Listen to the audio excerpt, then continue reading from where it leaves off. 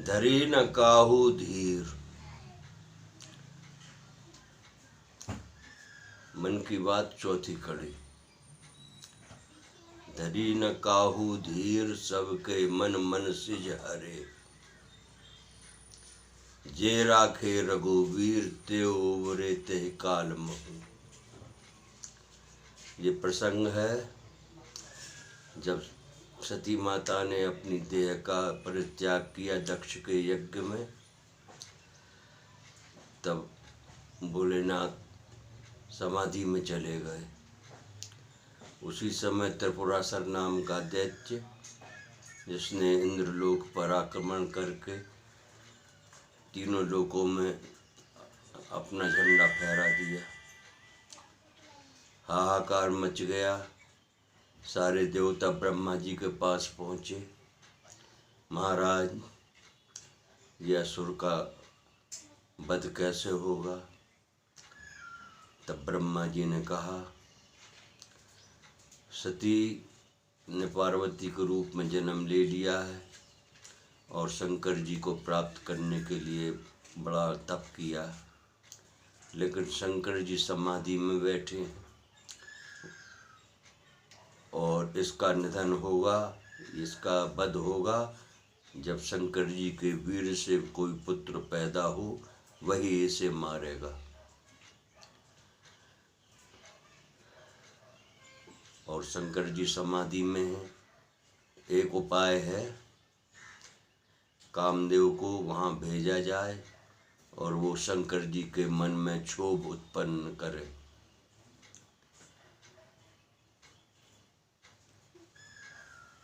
शिव जी समाधि से जागें, तब हम सभी देवता उनसे प्रार्थना करें, उनका विवाह रचाने का प्रयास करें। तब कामदेव जब शंकर जी की समाधि को तोड़ने के लिए निकला, तब की स्थिति का वर्णन कर रहे हैं गोस्वामी जी। भय कामवश जोगीश, तापस पावरिन की को कहे। देखहि चराचर नारी में, जे ब्रह्ममय देखत रहे। अवला बिलोकहि पुरुषमय, जग पुरुष सब अवलामयम। दुई दंड भर ब्रह्मांड भीतर, काम कृत कौतुक अयम। अर्थात बस काम बस जोगी तापस, जोगी और तपस्वी भी उस समय काम के वशीभूत हो गए जब कामदेव शिव जी की समाधि तोड़ने के लिए निकला। उसने ऐसे वातावरण का निर्माण किया कि बड़े बड़े तपस्वी, बड़े बड़े योगी जो हमेशा चराचर में ब्रह्म का दर्शन करते थे, वो गुरु चराचर में नारी का दर्शन कर रहे हैं। अवला बिलोकहि पुरुषमय, जग पुरुष सब अवलामयम। स्त्रियां पूरे संसार में पुरुषों को देख रही हैं और पूरे संसार में पुरुष नारीमय देख रहे हैं। अवला बिलोकहि पुरुषमय, जग पुरुष सब अवलामयम। दुई दंड भर ब्रह्मांड भीतर, काम कृत कौतुक अयम। 2 घड़ी तक पूरे ब्रह्मांड में ऐसा खेल कामदेव ने रच दिया। तब एक सोठा आया है, धरी न काहू धीर। कोई भी उस समय धैर्य नहीं रख सका।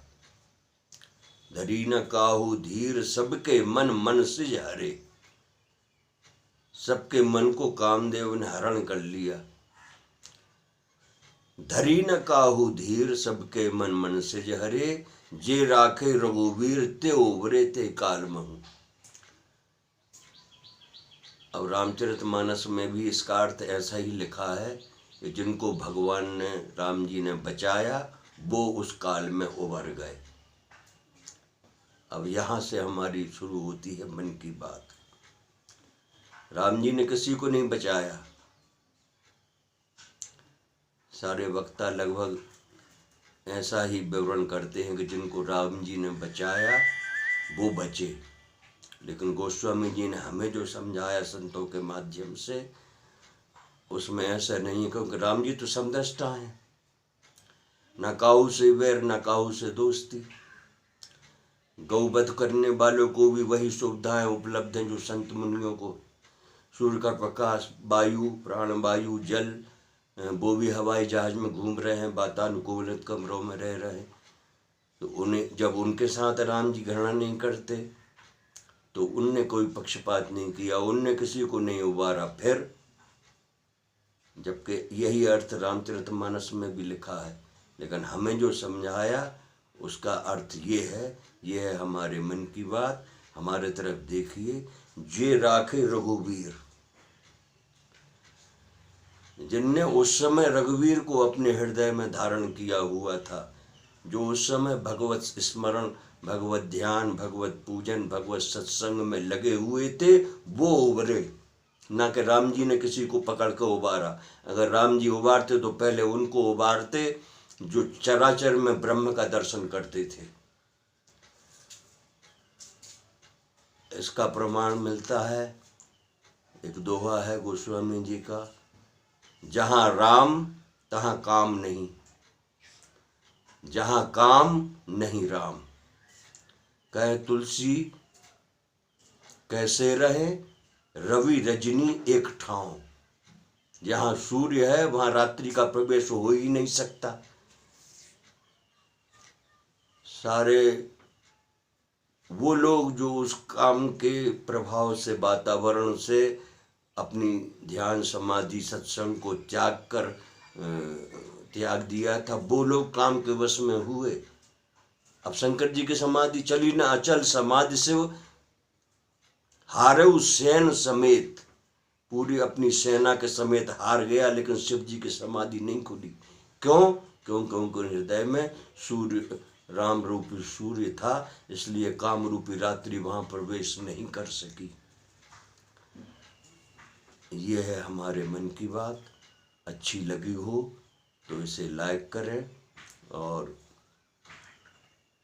जय श्री राम।